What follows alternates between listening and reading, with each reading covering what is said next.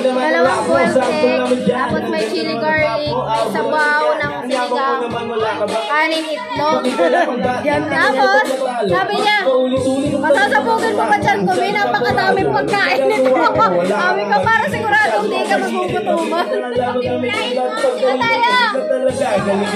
tayo! Walong oras sa bakit pa ng oras sa malaba. Tapos pag-uwi ko pa, para bang hindi ko malaman bakit ubuhay ko parang naniligo lalagay saya. Nagkaroon ako kung nanilamukos.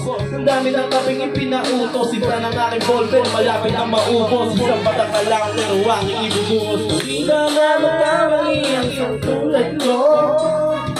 Ako ay tao lang din naman nga tulad mo. Ano bang dapat na gawin? Dapat bang kamuhian? Dapat ba natularan ang isang tulad ko na tao lang? Pasensya na! Tao lang! Pasensya na! Tao lang! Pasensya na! Tao lang! Kasi ito mo sa magkabata sa kayo tumanda. Lumakad lumaba hanggang sa madapa. Huwag ka mawala ng pag-asa, huwag ka madadala. Wala ka pang mali, wala ka pang nagagawa. Madadala ka muna bago ka matutong lumakad. Ang buhay ay utang, hulugan ng bayad. Kaya huwag kang matakot magkamali. Pero wala lang, huwag kang masyado magmadali. Yan ang sabi sa akin ang aking itay na pinapaalala palagi sa aking inay. Kada altan ay di nasusunod. Ayoko na sumali, gusto ko manood. Minsan wala nang gana, ayoko na mag-rap. Kasi akala ko dati, alam ko na lahat yun pala.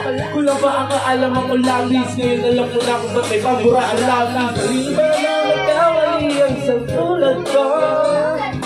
Ako ay tao lang, di naman na tulad mo. Ano bang dapat na gawin? Dapat bang kamuhian? Dapat ba natularan ang isang tulad ko na tao lang? Pasensya na, tao lang, pasensya na.